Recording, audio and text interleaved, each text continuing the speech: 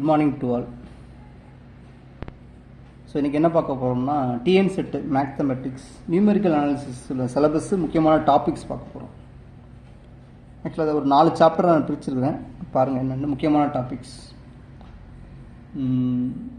Okay, so பாருங்கள். First chapter 1 என்னென்னா அந்த எரரை பற்றி கொஞ்சம் கேட்கலாம். ரிலேட்டிவ் எரர், அப்சல்யூட் எரர்னா என்ன அர்த்தம், ஆக்சுவல் வேல்யூக்கும் அப்ராக்சிமேட் வேல்யூக்கும் என்ன டிஃப்ரென்ஸ், அதோட அப்சல்யூட் வேல்யூ, ரிலேட்டிவ் எரர், அப்புறம் முக்கியமாக intermediate value theorem. So intermediate value தியரத்தை யூஸ் பண்ணி தான் நம்ம இங்கே எல்லாம் சால்வ் பண்ணுவோம். ஓகேங்களா, அப்படின்னா என்னென்னு தெரிஞ்சுக்கோங்க. சைன் சேஞ்சஸ்ன்னு சொல்லுவோம்ல, F of A into F of B.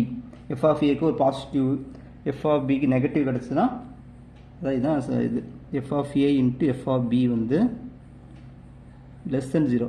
அதாவது இது பாசிட்டிவ் ஆர் நெகட்டிவ், இது நெகட்டிவ் பாசிட்டிவ். இப்போ இந்த மாதிரி நடக்கும்போது சைன் சேஞ்சஸ் நடந்திருக்கும். அப்போ இந்த ஏக்கும் பிக்கும் இடையில ஒரு ரூட் வந்து இருக்கும், ஒரு அப்ராக்ஷன், ஒரு நியூமெரிக்கல் ரூட்ஸ் இருக்கும். நம்ம ஒரு கன்க்ளூஷனை வந்து நம்ம மற்ற எல்லாத்தையும் கண்டுபிடிப்போம். ஸோ இன்டர்மீடியட் வேல்யூ தெரிந்தால் அதுக்கு பேஸ், ஃபஸ்ட்டு அதை தெரிஞ்சுக்கோங்க. அப்புறம் மல்டிபிள் ரூட்ஸும் சில இடத்துல வரும். மல்டிபிள் ரூட்ஸ்னால் மல்டிப்ளிசிட்டி. இப்போ என்னென்னா இப்போ எஃப் ஆஃப் எக்ஸ் கொடுத்துருக்காங்களா, இப்போ நம்ம எஃப் டேஷ் கண்டுபிடிப்போமா, எஃப் டேஷ் எக்ஸு அது not equal 0. Suppose some point alpha வச்சுப்போம், F double dash alpha not equal 0. But F triple dash alpha வந்து ஆக்சுவலாக 0. இது 0, இது 0 ஆயிடுச்சு. ட்ரிபிள் டேஷ் ஆல்ஃபா வந்து நாட் ஈக்குவல் 0ன்னு வந்துச்சுன்னா therefore alpha is a root with multiplicity 2ன்னு சொல்லுவோம்.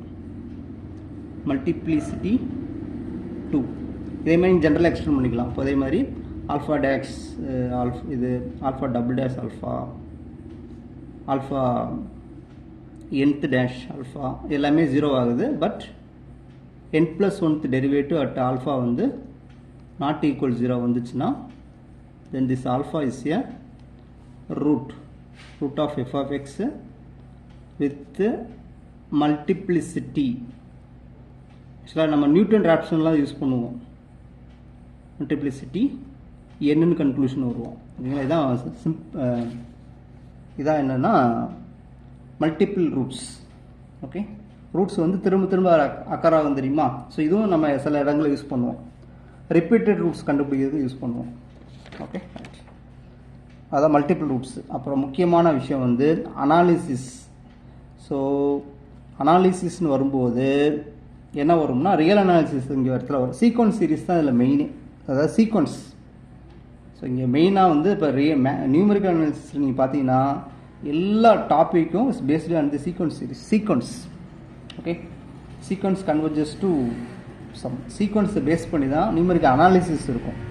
ஓகேங்களா, ஸோ அது வந்து நமக்கு தெரியாது, ரொம்ப டீப்பாக படிச்சிங்கன்னா தெரியும். ஸோ எல்லாமே சீக்வன்ஸை பேஸ் பண்ணியும் இருக்கும். ஓகே, அது நம்ம பார்க்கும்போது பார்ப்போம். ரைட், இதில் order of convergence. Okay, order of convergence, rate of convergence, 2 விஷயம் இருக்கும், 2 வேறு. Order of convergence, rate of convergence ஒரு முக்கியமான டாபிக். ஸோ எது படித்தாலும் இதில் நீங்கள் கண்டிப்பாக கேட்கணும். ஒவ்வொரு மெத்தடுக்கும் order of convergence, rate of convergence இருக்கும். ஓகேங்களா, ஸோ எல்லா இடத்துலையும் இந்த ஆர்டருங்கிற வேர்டு திரும்ப திரும்ப வரும். ஓகேங்களா, ரைட். அப்போ நம்ம அதை டெஃபினேஷன் பார்த்துட்டு இப்போ main content, solve algebraic or transcendental equation. Transcendental equation already சொல்லியிருக்கேன் தானே. இந்த எக்ஸ்போனென்ஷியல் ஃபங்க்ஷனு ஒரு ஈக்குவேஷனில் exponential function, logarithmic function, trigonometric function, inverse trigonometric functions. So அந்த மாதிரி ஃபங்க்ஷன் வந்துச்சுன்னா அந்த ஈக்குவேஷனை வந்து டிரான்சென்டல் ஈக்குவேஷன் சொல்லுவோம். ஸோ ஏன்னா இப்போ அல்ஜிப்ரிக் ஈக்குவேஷனில் என்ன வரும்னா டிகிரி பேசுவோம். So polynomial of degree n இருந்தால் இதுக்கு அட்மோஸ்ட் n ரூட்ஸ் இன் ஆரில் இருக்குன்னு பேசுவோம். எக்ஸாக்ட்லி n ரூட்ஸ் இன் சியில் இருக்குன்னு பேசுவோம். ஓகேங்களா, ஸோ அந்த மாதிரி அப்படி இருக்கிறதுக்கு ஒரு அல்ஜிப்ரிக் ஈக்குவேஷன் சொல்லுவோம். ஓகேங்களா, அந்த மாதிரி இல்லாமல் இருக்கும், அதை வந்து டிரான்சென்டல் ஈக்குவேஷன் சொல்லுவோம். ஸோ இதுக்கெல்லாம் நம்ம நம்பர் ஆஃப் டிகிரி சொல்ல முடியாது. There are infinitely many roots. இப்போ sin x ஈக்குவல் டு 0ன்னு வச்சுக்கோங்க, அப்போ x equal to n+y, there are infinitely many roots. Okay, அதனால் டிரான்சென்டல் ஈக்குவேஷனுக்கு வந்து நம்ம அந்த எத்தனை ரூட்ஸ் இருக்குன்னு நம்ம பேச முடியாது. ஓகேங்களா, ஸோ அது நம்ம அது பார்க்கும்போது பார்ப்போம், ரைட். ஸோ இப்போ இதை எப்படி சால்வ் பண்ண போகிறோம்? ஓகே, ஃபஸ்ட்டு 2 மெத்தட் இருக்கும் உங்களுக்கு. ஆக்சுவலாக என்ன method of iteration. Method of இட்ரேஷனா இட்ரேட்டிவ் மெத்தட்.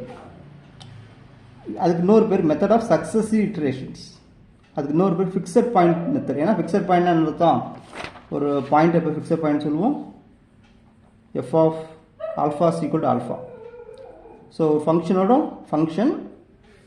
ஃபங்க்ஷனோட இமேஜ் வேல்யூ அந்த இன்புட் வேல்யூ என்னது சேமாக இருந்துச்சுன்னா இது alpha is fixed point of this function எஃப்னு சொல்லுவோமா? ஸோ அதான் இப்போ அந்த மாதிரி தான் இங்கே இருக்குது எக்ஸ்என் பை ஆஃப் எக்ஸ்என். இந்த எக்ஸ்என் எப்படி செலக்ட் பண்ணுறது, அதுக்கு இந்த கண்டிஷனை வச்சு நம்ம கண்டுபிடிப்போம். இந்த phi dash of X less than 1 இது முக்கியமான கண்டிஷன். இதான் கண்டிஷன் ஃபார் கன்வர்ஜென்சி. ஸோ இந்த கண்டிஷன் இருந்தால் தான் நீங்கள் இந்த மாதிரி செலக்ட் பண்ண முடியும். அப்போ உங்களுக்கு அந்த இட்ரேஷன்ஸ் கிடச்சிக்கிட்டே இருக்கும். அப்போ எல்லா இட்ரேஷனும் ஒரு பாயிண்டில் கன்வர்ஜ் ஆகும். அதான் நம்மளோட சொல்யூஷன் கன்க்ளூஷன் வந்துடுவோம். ஸோ இந்த condition phi dash of X முக்கியமான condition, very very important. Okay, this condition is very very important. Phi dash of X less than 1 for every X belongs to I. So interval நம்ம கொடுத்துருவாங்க தானே. Okay, இல்லைன்னா ஏதோ ஒரு interval நீங்கள் எடுத்துக்கோங்க. ஏதோ ஒரு இன்டர்வல் எடுக்க போகிறீங்க ரைட்டா. ஏதோ ஒரு இன்டர்வலில் எல்லா எக்ஸுக்கும் ஏதோ ஒரு இன்டர்வல் நம்ம எடுக்கணும். நம்ம ஏதோ ஒரு இன்டர்வலில் எல்லா எக்ஸுக்குமே இந்த இது நடக்கணும். அந்த இன்டர்வலில் நம்ம ஒரு எக்ஸ் நாட்னு ஒன்று எடுத்துருப்போம், அப்ராக்சிமேஷன் ரூட்னு ஒன்று எடுத்துருப்போம். அந்த ரூட் அதில் இருக்கணும். ஓகே, இன்டர்வல் கண்டெய்னிங் இந்த அப்ராக்சிமேட் ரூட். ஓகேங்களா, ரைட். இப்போ இதுதான் கண்டிஷன் ஃபார் கன்வர்ஜென்சி. ஆக்சுவலாக நான் சிலபஸ் சொல்கிறேன்னா நான் நடத்தியிருக்கேனான்னு தெரியலையே. சரி, ரைட், குறைச்சிப்போம். ரைட், இதுதான் order of convergence, condition for convergence. இப்போ ஆர்டர் ஆஃப் கன்வர்ஜென்ஸ் இதுக்கு 1 வரும், ரேட் ஆஃப் கன்வர்ஜென்ஸும் 1 வரும். ஓகேங்களா, ரைட். அடுத்து என்னென்னா இது ஒரு மெத்தட், இது நம்ம சிலபஸில் இருக்குது. மெத்தட் 2 மெத்தட் தான் கொடுத்துருக்காங்க. மெத்தட் ஆஃப் இட்ரேஷனும் இது ஒன்று. அப்புறம் கண்டிப்பாக இந்த யார் கொஸ்டின் எடுத்தாலும் நியூட்டன் ஆப்ஷனில் கொஸ்டின் எடுக்காமல் யாராலையும் இருக்க மாட்டாங்க. ஸோ இது ரொம்ப முக்கியமான மெத்தட். ஓகே, நியூட்டன் ஆப்ஷனில் கண்டிப்பாக கொஸ்டின்ஸ் வரும். Okay, right. இதுக்கு இன்னொரு பேர் டேஞ்சன்ட் மெத்தட்னு சொல்லுவோம். ஓகேங்களா, ரைட். இது ஃபார்முலா பாருங்கள். இப்போ ஃபார் ஆக்சுவலாக சிம்பிள் ரூட்ஸுக்கு தான் அந்த formula xn f xn-1 minus F of xn-1 f dash. இதை மாற்றிடாதீங்கன்னா ஆக்சுவலாக எல்லாருக்கும் இந்த ஃபார்மெட் தெரியும். அங்கே போய் மாற்றி போட்டுருவோம். எஃப் டேஷ் இங்கே எஃப் இங்கே போட்டுருவோம். ஓகேங்களா, அது கரெக்டாக பார்க்கணும். இது சிம்பிள் ரூட்ஸுக்கு இந்த ஃபார்முலா.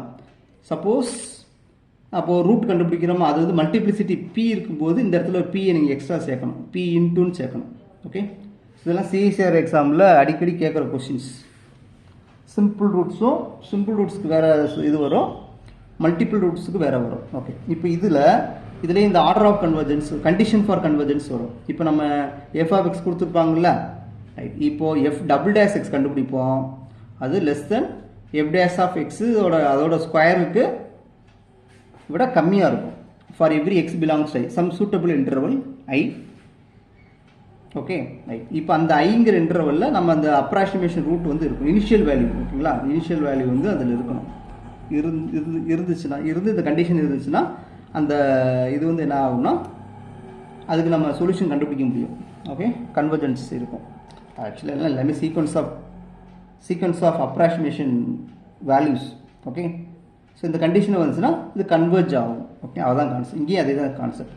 அதான் இங்கே சீக்வன்ஸ் ஆஃப் சக்ஸஸிவ் இட்ரேஷன் சொல்லியிருக்கணும். எல்லாமே sequence of approximation values. Okay, இந்த கண்டிஷன் இருந்தால் ஏதோ ஒரு பாயிண்டில் கன்வர்ஜ் ஆகும். அதுதான் நம்மளோட ரூட்ஸ்ன்னு நம்ம எடுத்துக்குவோம். ஓகேங்களா, ரைட். இப்போ இதில் முக்கியமானது தான் ஆர்டர் ஆஃப் கன்வர்ஜென்ஸ் இதுக்கு 2. ஸோ இது என்னது order of convergence 2. Order of convergence 2னா கன்வர்ஜென்சி ரொம்ப வேகமாக நடக்கும். ஓகே, ரொம்ப குயிக்காக நடக்கும். ஓகே, அதே மாதிரி rate of convergence 2. So very very important result. ஓகேங்களா, ஆக்சுவலாக நமக்கு என்ன பண்ண போகிறாங்கன்னா ஒரு பெரிய கொஸ்டினை கொடுத்துலாம் சால்வ் பண்ண போகிறது கிடையாது ரைட்டா. ஒரு ஈக்குவேஷனை கொடுத்து இந்த மெத்தடில் சால்வ் பண்ணுங்களான்னு யாரும் சொல்ல மாட்டாங்க ரைட்டா. அப்படியே கேட்டாலும் ஃபஸ்ட் இட்ரேஷன்லேயே முடிஞ்சு போயிடும். இப்போ இந்த இருக்கா எக்ஸ் நாட்டு கொடுத்துருப்பான், x1 கண்டுபிடிச்சி அப்படியே ஒரு ஸ்டெப்லேயே முடிச்சிருவோம். அந்த மாதிரி ரொம்ப சிம்பிளான ப்ராப்ளம் தான் இருக்கும். அதனால் இந்த மாதிரி சின்ன சின்ன விஷயங்கள் நீங்கள் படிக்கணும். இது தாண்டி அவங்க கொஸ்டின் எடுக்க மாட்டாங்க. இதுதான் கான்செப்ட். இந்த order of convergence, condition for convergence, rate of convergence, அப்புறம் இந்த ஃபார்முலா. ஸோ இதுதான் இங்கே மெயின் கொஸ்டினாக இருக்கும். நீங்கள் மற்றபடி ரொம்ப ப்ராப்ளத்தெல்லாம் சால்வ் பண்ணணும்னு அவசியம் கிடையாது. ஓகேங்களா, ரைட். இப்போ 2 மெத்தட் தான் கொடுத்துருக்காங்க. ரைட். அடுத்து இது ஸோ அதெல்லாம் உங்களுக்கு தெரியும். பைஜெக்ஷன் மெத்தட் தெரியும். ரெண்டையும் ஆட் பண்ணி by 2 with the condition f of a plus f of b less than 0. இந்த ஏபி வந்து மாறிக்கிட்டே இருக்கும், இந்த கண்டிஷனை பொறுத்து மாறிக்கிட்டே இருக்கும். இது ஒன்று. ஸோ இது நம்ம சிலபஸில் இல்லை, நீங்கள் பின்னாடி படிச்சுக்கோங்க. ஓகேங்களா, பின்னாடி டைம் இருக்கும்போது படிச்சுக்கோங்க. ரைட், ரெண்டே மெத்தடு தான். ஓகேங்களா, ரைட். சப்போஸ் கொஸ்டின் எடுக்கிறவங்க ஏதாவது எடுக்கிறாங்களா இல்லையான்னு தெரியல. அந்த ரேட் ஆஃப் கன்வர்ஜென்ஸ் இதை மட்டும் பார்த்து வச்சுக்கோங்கண்ணே. ஏன்னா அவங்க கொஸ்டின் வந்து எப்படி எடுக்கிறாங்கன்னு தெரியாது. அவங்க சிலவங்க சிலபஸ் கரெக்டாக பார்ப்பாங்க, சிலவங்க சரி பார்த்து இந்த order of convergence rate of convergence படிச்சுக்கோங்க. ஓகே, ஃபார்முலா அவங்களால படிக்கிறது கொஞ்சம் கஷ்டமாக இருக்கும். ஓகே, ஸோ இதான் அதுக்கான ஃபார்முலா. இப்போ order of convergence 1. Okay, but rate of convergence வந்து 1 + √5/2. இது என்னென்னா கோல்டன் ரேஷியோன்னு நான் சொல்லியிருக்கிறேன். இது வந்து ஒரு golden ratio. Okay, rate of convergence golden ரேஷியோவாக இருக்கும். நெக்ஸ்ட்டு வந்து சீக்கண்ட் மெத்தட் ஒன்று, அதுக்கு ஃபார்முலா இது. இதோட ஆர்டர் ஆஃப் கன்வர்ஜன்ஸ் வந்து இதோட ரேட் ஆஃப் கன்வர்ஜன்ஸ் ஈக்குவலாக இருக்கும். ஸோ அதான் இங்கே முக்கியமான பாயிண்ட். ஓகே, நிறைய பேர் கன்ஃபியூஸ் பண்ணுறாங்க. ஸோ ரெகுலர் ஃபால்ஸ் மெத்தடில் உள்ள ரேட் ஆஃப் கன்வர்ஜன்ஸ் தான் சீக்கண்ட் மெத்தடோட order. Okay, rate of convergence always 1.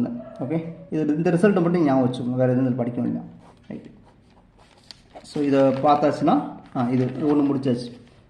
இப்போது ஈக்குவேஷனை சால்வ் பண்ணிட்டோம். நெக்ஸ்ட் என்ன பண்ண போகிறோம்னா இந்த மாதிரி AX = B system of linear ஈக்குவேஷனை நம்ம சால்வ் பண்ண போகிறோம். அது ரொம்ப இது குயிக்காக முடிஞ்சிடும். ஸோ தெர் ஆர் ஒன்று டைரக்ட் மெத்தட், ஒன்று இட்ரேட்டிவ் மெத்தட் இருக்கும். டைரக்ட் மெத்தட் தான் நம்ம ஆல்ரெடி நம்ம பண்ணது. ஆக்சுவலாக நம்ம +2 கூட பண்ணியிருப்போம், +2 கூட இருக்குன்னு நினைக்கிறேன். Gauss elimination method, cos Jordan method ரெண்டுமே அங்கே வச்சுருக்காங்க. +2 இருக்குது, நம்ம BScலையும் படிச்சிருக்கோம். ஸோ லீனியர் அல்ஜிப்ரா தான் அதில். காஸ் எலிமினேஷன் என்ன பண்ணுவோன்னு புரிஞ்சு. காஸ் எலிமினேஷன் AX = B கொடுத்துருப்பாங்க. அந்த ஆர்குமெண்டட் மேட்ரிக்ஸை நீங்கள் என்ன பண்ணுவீங்கன்னா அப்பர் என்ன பண்ணுவீங்க, கீழே 0 கொண்டு வருமா, அப்பர் டயகனல் மேட்ரிக்ஸாக மாற்றி சொல்யூஷன் கண்டுபிடிப்பீங்க. ரைட்டா, அப்பர் டயகனல் மேட்ரிக்ஸை மாற்றும் போது அது வந்து ட்ரையாங்குலர் மேட்ரிக்ஸாக மாறிடும். அப்போ சொல்யூஷன் வந்து ஆட்டோமேட்டிக்காக கிடச்சிடும். காஸ் ஜோர்டான் என்ன பண்ணுவீங்கன்னா டயகனல் மேட்ரிக்ஸாக மாற்றுவீங்க. டயகனல் மேட்ரிக்ஸாக மாற்றிட்டு அப்புறம் ஐடென்டிட்டி மேட்ரிக்ஸாக மாற்றிட்டீங்கன்னா சொல்யூஷன் உங்களுக்கு டேரெக்டாக கிடச்சிடும். ரைட், அப்புறம் இந்த ரெண்டும் இது கூட கேட்குறாங்களோ இல்லையோ தெரியல. ஏன்னா இதில் வந்து ப்ராப்ளம் வந்து அவ்வளோ ஒன்றும் இருக்காது. ரைட்டா, ப்ராப்ளம் தான் சால்வ் பண்ணுற மாதிரி, தியரி எதுவுமே இருக்காது.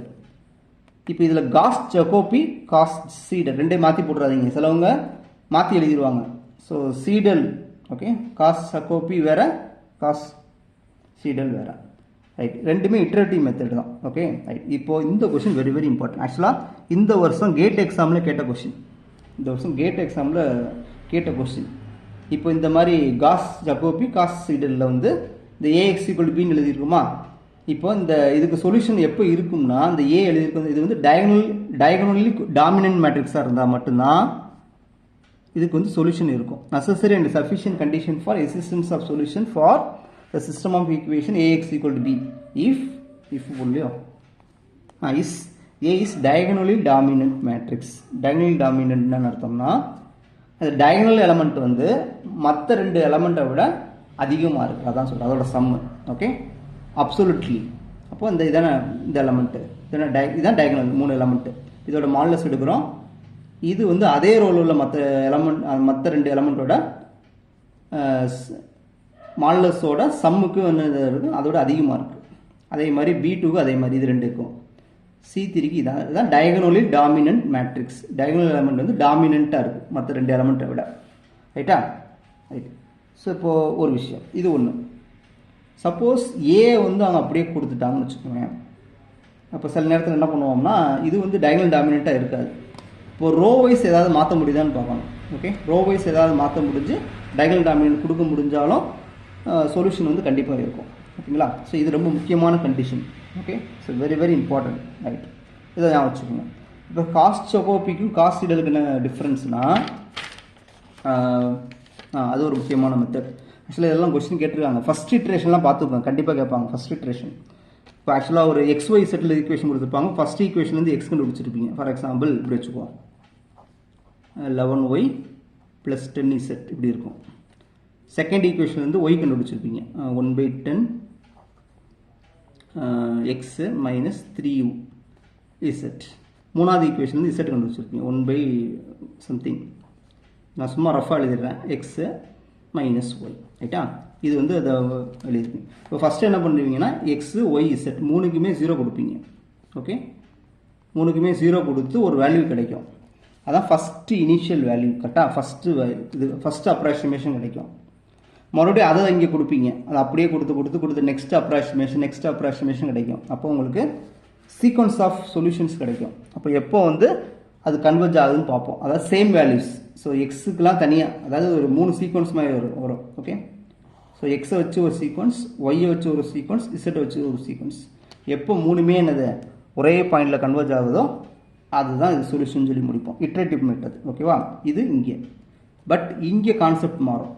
காஸ் சீட்டில் என்ன பண்ணுவோம்னா ஃபஸ்ட்டு ஸ்டெப் அதான். இப்போது இது கொடுத்துருவீங்களா, அப்போது x1லாம் கண்டுபிடிச்சிருவீங்க. x1 y1 z1. ஓகே, ஆக்சுவலாக என்ன பண்ணுவோம்னா இப்படி ஸ்டார்டிங் காஸ் சீட்டில் என்ன பண்ணுவோம்னா இப்போ ஸ்டார்டிங்கில் இது கொடுப்போம். எக்ஸு 0 கொடுப்போமா. ஆக்சுவலாக எக்ஸுக்கு 0, ஒய்க்கு 0, இசட்டுக்கு 0. ஆக்சுவலாக என்ன பண்ணுவோம்னா காஸ் சீடில் இப்படி கொடுக்க மாட்டோம். ஒய்க்கு இசட்டுக்கு நம்ம பட்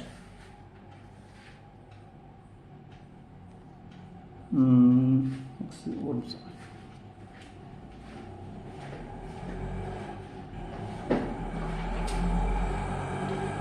மறந்துச்சு.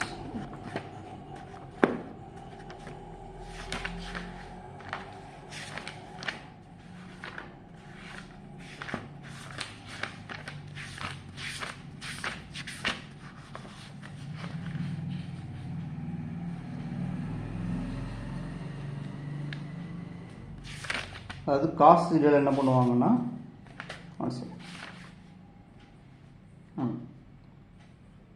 ஓகே ஒன்று ஒன்றா மொத்தமாக கொடுக்கணும். இப்போது இது வந்து மொத்தமாக கொடுத்துவோம். எக்ஸ் ப்ளஸ் ஒய் மூணுக்குமே 0 கொடுத்து இது வந்து காஸ் சக்கோப்பியில் இப்படியே போகும். அப்படி செட்டாக கொடுத்து செட்டு. இப்போ எக்ஸ் ஒய் அப்போ அதே மாதிரி இது கிடைக்கும். x1 y1 செட்டு 1 கிடைக்கும். அடுத்த செட் இப்போ சப்போஸ் இப்படி 1.1 2 3.4 இப்படி இருக்கு. இப்போ நெக்ஸ்ட் என்னது அப்படி செட் இதை அப்படியே கொடுத்து அடுத்த செட்டு வாங்குவோம். அப்படி தானே? இப்போ இந்த 3 0வையும் கொடுத்து அப்படியே இந்த x1 y1 செட் 1 கிடச்சிரும். இப்போ இதை அதே மாதிரி கொடுத்து x2 y2 செட் இப்படியே நம்ம கண்டுபிடிச்சிருவோம். பட் இங்கே வந்து அப்படி கிடையாது. இங்கே என்ன பண்ணுவோம்னா ஃபஸ்ட்டு என்ன பண்ணுவோம்னா ஒய்க்கும் செட்டுக்கு இப்போ 2 தானே இருக்குது. ஒய்க்கும் செட்டுக்கும் 0 கொடுத்துருவோம். ஒய்க்கும் செட்டுக்கும் நம்ம 0 கொடுக்கும்போது எக்ஸ் வேல்யூ 0 ஆயிரும்.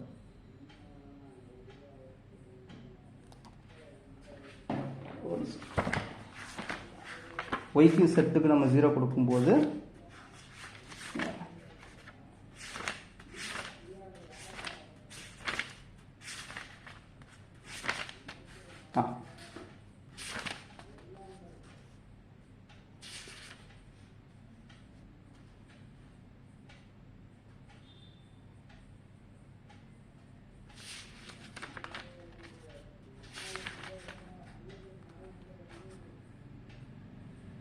ஒய்க்கு செட்டுக்கு 0 கொடுத்துருவோமா.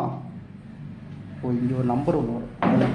சரி, இங்கே ஒரு கான்ஸ்டன்ட் ஒன்று வரும்ல, அது மறந்துட்டேன் பார்த்தீங்களா. அதனால தான் குழப்பம். இந்த இடத்துல ஒரு கான்ஸ்டன்ட் மாதிரி ஒன்று வரும். Okay right.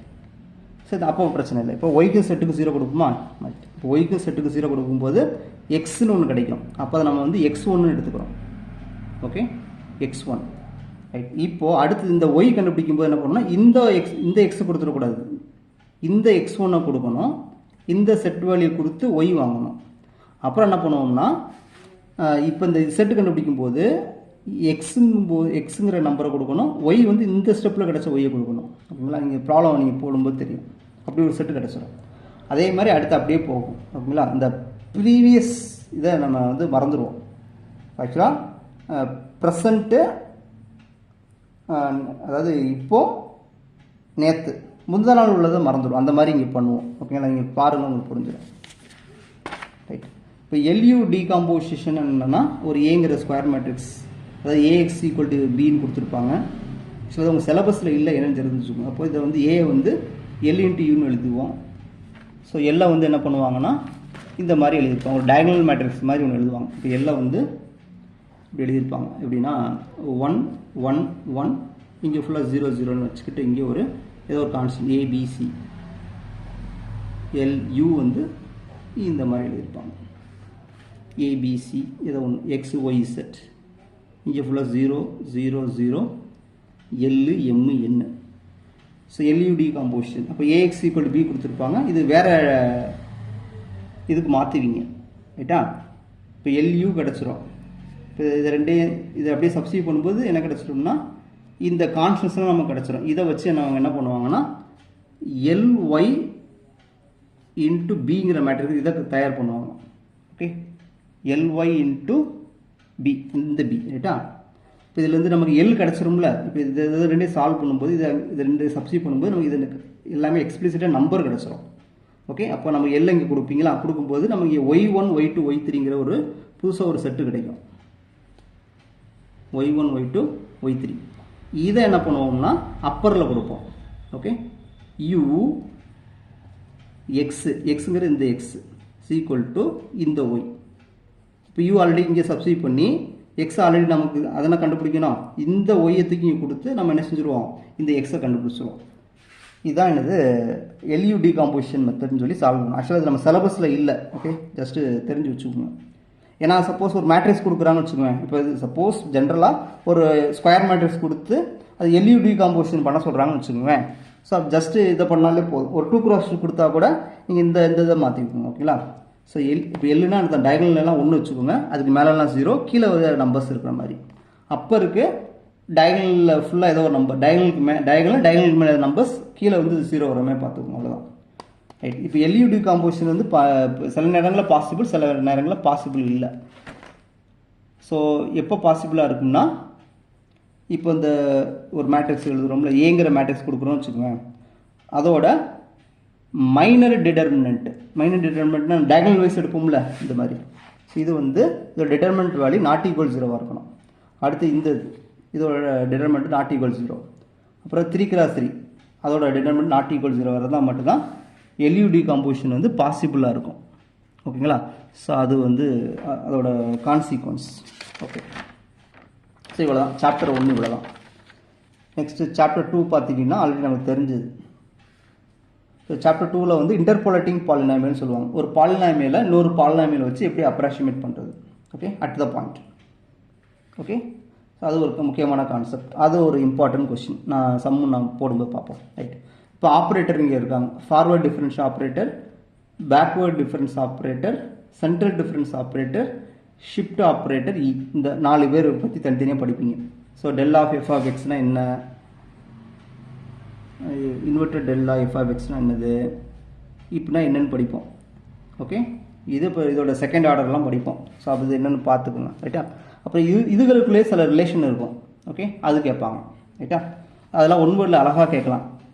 ஸ்மால் ஈக்கும் இந்த இதுக்கு என்ன ரிலேஷன், இதுக்கு என்ன ரிலேஷனுங்கிறது நிறைய இடத்துல நமக்கு யூஸ் ஆகும். ஆக்சுவலாக அந்த மிஸ்ஸிங் டேர்ம்லேயே அது யூஸ் பண்ணுவோம்னு நினைக்கிறேன். இந்த ஆர்டர் ரிலேஷன் யூஸ் பண்ணுவோம். ஓகே, E-1 சம்திங் ஈக்கும்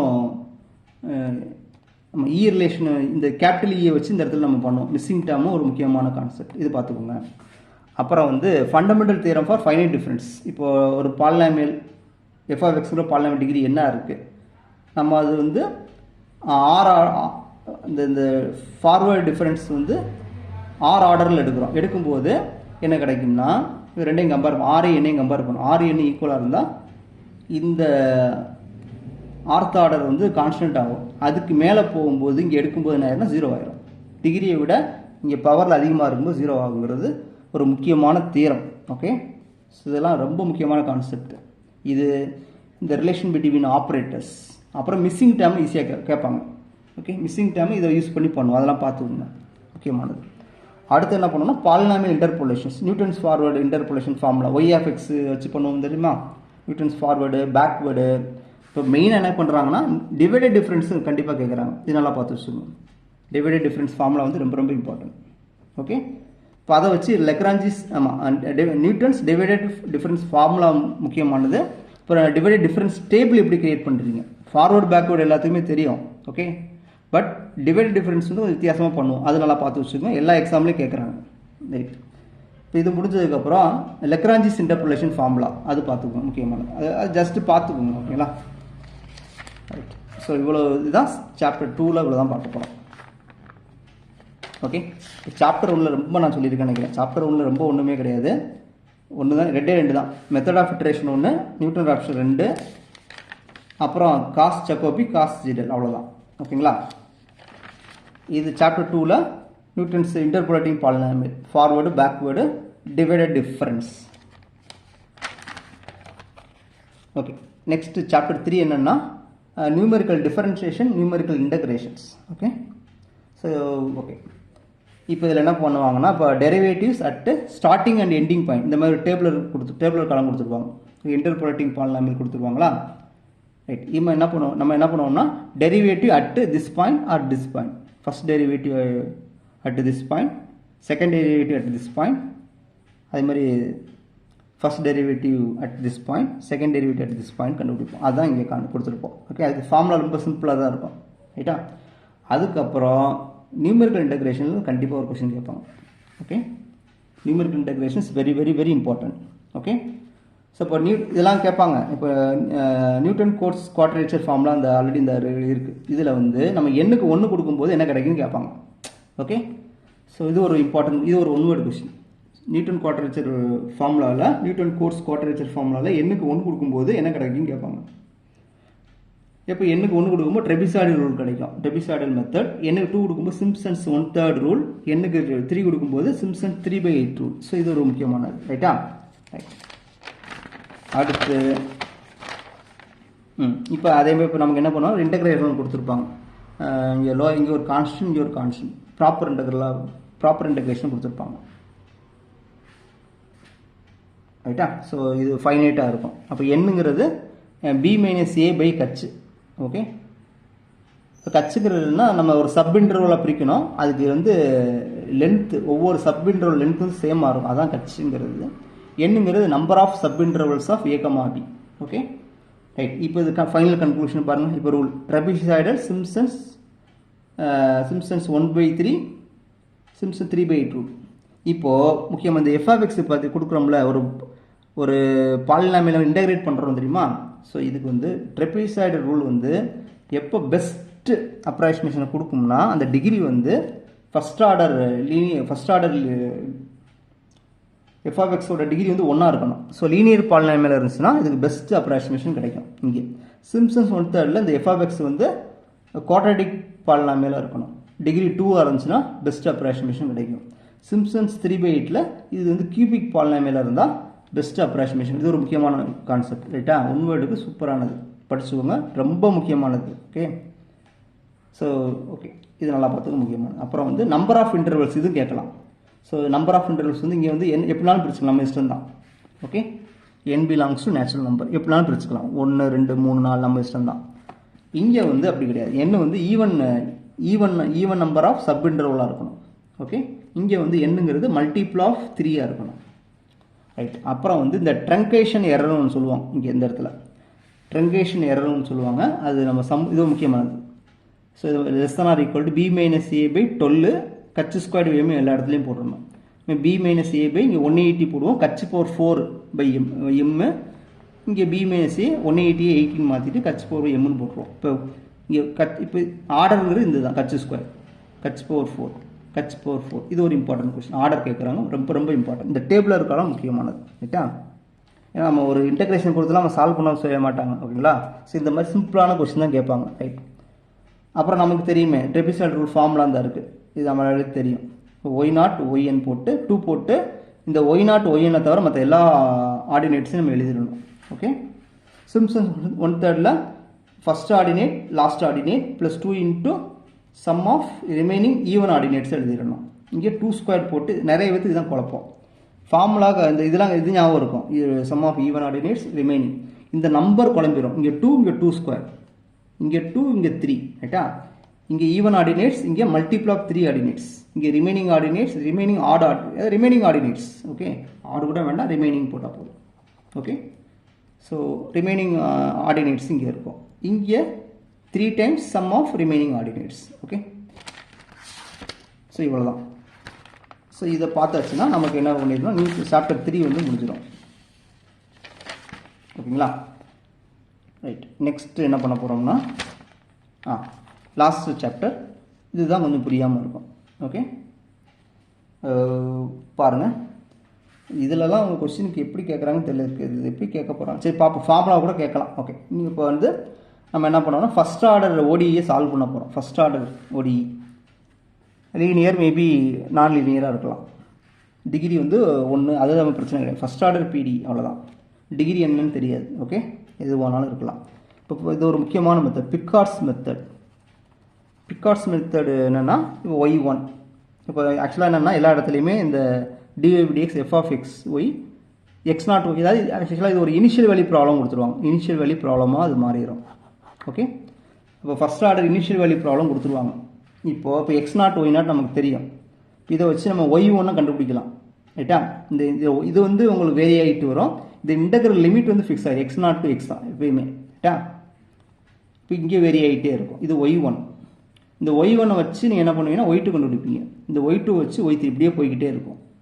ஓகே, அப்போ என்ன ஆகிடும்னா நீங்கள் ஒவ்வொரு இதுவும் நீங்கள் கண்டுபிடிச்சிட்டே வரலாம். ஓகேங்களா? Right. Next Euler's method. Euler's method இதுக்கு ஃபார்முலா பாருங்கள். y1 இங்கே இது இந்த first order initial value problem கொடுத்துருவாங்க. y1 எப்படி கொடுனா y1 y0 cuts into this. y2 இப்படி கண்டுபிடிச்சிடலாம். ரைட்டா? இது இந்த மாதிரி போய்கிட்டே இருக்கும். ஓகேங்களா? ரைட். இப்போ அடுத்து என்னென்னா மாடிஃபைடு ஆய்லர்ஸ் மெத்தட். இதுதான் நிறைய பேருக்கு ரொம்ப குழப்பக்கூடிய கான்செப்ட்.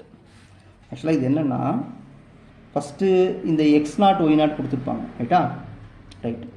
இப்போ நம்ம y1 கண்டுபிடிக்கணும். y1 எப்படி கண்டுபிடிப்போம்னா, இந்த யூலர்ஸ் மெத்தட் இருக்குது பார்த்தீங்களா, அதை வச்சு நம்ம y1 கண்டுபிடிச்சிருவோம்.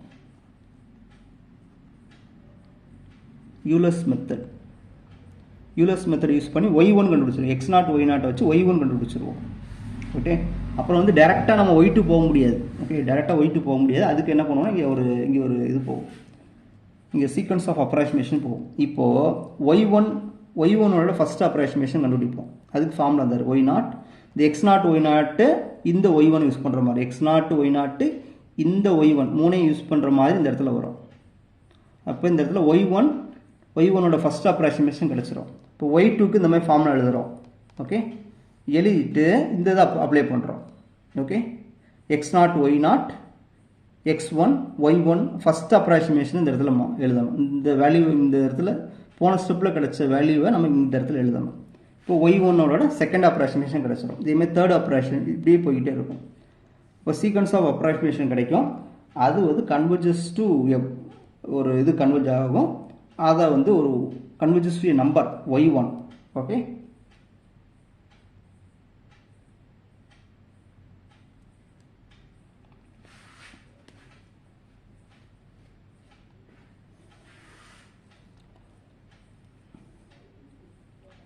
ஆக்சுவலாக இப்போது நம்ம இது வராதில்ல y0 இதிலிருந்து தானே வரோம். இது யூஸ் பண்ண மாட்டோம். இது வந்து நம்ம என்ன பண்ணுவோம்னா இதுக்கு தான் இது யூஸ் பண்ண மாட்டோம். சாரி, ஆக்சுவலாக அடுத்த அப்ராக்சிமேஷன் தான் யூஸ் பண்ணுவோம். அப்போது x0 y0லேருந்து டேரெக்டாக அந்த சக்ஸஸிவ் அப்ராக்சிமேஷன்லேருந்து y1 கிடச்சிடும். அடுத்து y2 யூஸ் பண்ணும்போது தான் இந்த யூலர்ஸ் ஃபார்முலா யூஸ் பண்ணுவோம். y2 கண்டுபிடிக்கும். இந்த இதை யூஸ் பண்ணி y2 கண்டுபிடிப்போம். இப்போ y2 கிடச்சிச்சா, இந்த y2 வச்சு இப்போ y2ங்கிறது என்னென்னா இப்படி இருக்கும். y of x2 = y2. கரெக்டாக? இப்போ x2 y2 கிடச்சிருக்கும். இதை வச்சு நம்ம என்ன பண்ணுவோம்னா நெக்ஸ்ட்டு கண்டுபிடிப்போம். இதே மாதிரி இப்போது y2ஓட அப்ராக்சிமேஷன் எழுதியிருப்போம். இதை கண்டுபிடிச்சா இது ஒரு சீக்வன்ஸ் மாதிரி கிரியேட் பண்ணோம். இப்போ இது கன்வர்ஜஸ் டு y2ஆக இருக்கும். ஓகே, இப்போ இது y2 கிடச்சிச்சா. இப்போ இதை இந்த ஆய்லர்ஸ் ஃபார்முலாவில் போடும்போது நமக்கு y3 கிடச்சிரும். இப்படியே போய்கிட்டே இருக்கும். ஓகேங்களா? ஸோ இந்த மாதிரி போய்கிட்டே இருக்கும். ஜஸ்ட் ஃபார்முலா மட்டும் நீங்கள் தெரிஞ்சு வச்சுக்கோங்க, ஒன்றுமே வேண்டாம். ரைட்டா? ஸோ இந்த ஆய்லர்ஸ் ஃபார்முலா கேட்பாங்க, இதெல்லாம் கொஸ்டினாக கேட்கலாம். ரைட்டா? அந்த இதெல்லாம் பார்த்து வச்சு ஃபஸ்ட்டு செகண்ட்லாம் ஜென்ரல் ஃபார்முலாவில் இருக்கும். இதெல்லாம் ஜென்ரல் ஃபார்முலா YNல கொடுத்துடலாம். இது YNல கொடுக்கலாம். இது வந்து அந்த மாதிரி கொடுக்குறது ரொம்ப கஷ்டம். ஓகேங்களா? அதனால் இந்த மாதிரி ஃபஸ்ட்டு செகண்ட் மட்டும் கேட்கலாம். Okay, right. அடுத்து வந்து ஆர்கே மெத்தட், ரங்கி குட்டா மெத்தட். ஸோ இது ஒரு முக்கியமான மெத்தட். பட் நம்ம ஆக்சுவலாக நம்ம இதெல்லாம் ஈக்குவேஷன் கொடுத்து சால்வ் பண்ணலாம் சொல்ல மாட்டாங்க, ரைட்டா. ஃபஸ்ட் ஆர்டர் பிடிஏ கொடுத்துலாம் சால்வ் பண்ண மாட்டாங்க, டேரக்ட் ரிசல்ட்டை தான் கேட்பாங்க, அதனால் படிச்சுக்கணும். இப்போது ஃபஸ்ட் ஆர்டர் பிடிஏ கொடுத்துருப்பாங்களா, dx f of x comma y, y of x naught equal y நாட்னு கொடுத்துருவாங்க, இனிஷியல் வேல்யூ கொடுத்துருவாங்க. இப்போ நம்ம ஒய் ஒன்று கண்டுபிடிக்கிறோம், ஒய் நாட் ஆல்ரெடி தெரியும். இப்போ டெல்டா ஒய் தான் என்ன பண்ணும் கண்டுபிடிக்கிறது, இந்த சைடில் எழுதியிருப்போம். இப்போ K1னா கச் டைம்ஸ் இதை எழுதிக்கோங்க, K2க்கு இந்த ஃபார்முலா. இப்போ இந்த K2 தான் டெல்டா ஒய்யாக இருக்கும். இப்போ இதுலேருந்து K2 கண்டுபிடிச்சிருவோமா, எல்லாமே நம்பர் தானே, எக்ஸ் நாட் ஒய் நாட் தெரியும், ஃபங்க்ஷன் தெரியும், கச்சு தெரியும். இப்போ இது ஒரு நம்பராக மாறிடும். இப்போ இதில் கச்சு தெரியும், ஃபங்க்ஷன் கொடுத்துட்டாங்க, இல்லை அப்ளை பண்ணும்போது இது ஒரு நம்பராக மாறிடும். இப்போ டெல்டா ஒய்ங்கிறது இந்த நம்பர் தான், இதை தூக்கி இங்கே அப்படியே சப்ஸ்டியூட் பண்ணி வச்சுன்னா எனக்கு ஒய் ஒன் கிடச்சிடும். ஓகே, அடுத்து ஒய்2 வேணும்னா அடுத்து அதே மாதிரி ஒய்2 ஒய்1 டெல்டா ஒய். இப்போ டெல்டா ஒய்ங்கிறது மறுபடியும் மாறும், மறுபடியும் இதே ப்ராசஸ் அடுத்து பண்ணணும். இந்த இருக்க எக்ஸ் நாட் ஒய் நாட்டுக்கு பதில் x1 y1 போடணும்.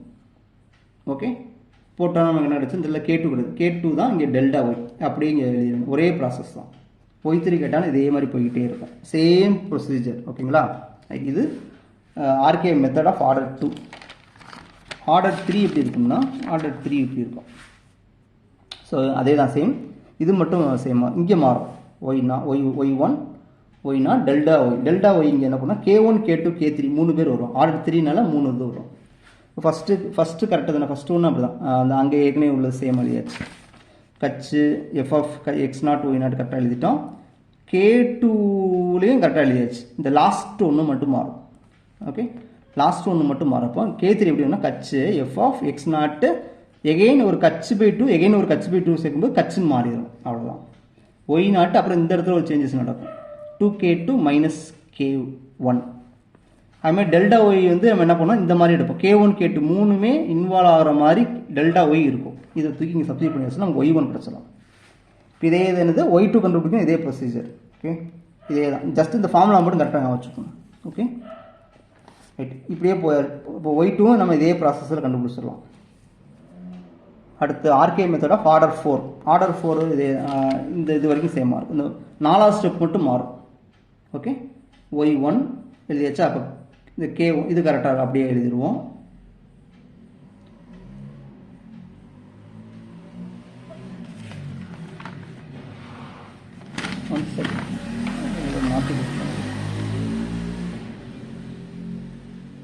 ஆமாம் கரெக்டு தானே, ஆமாம் ஆக்சுவலாக இது ஒய் நாட்டு தானே இருக்குது, ரைட்டு தான்.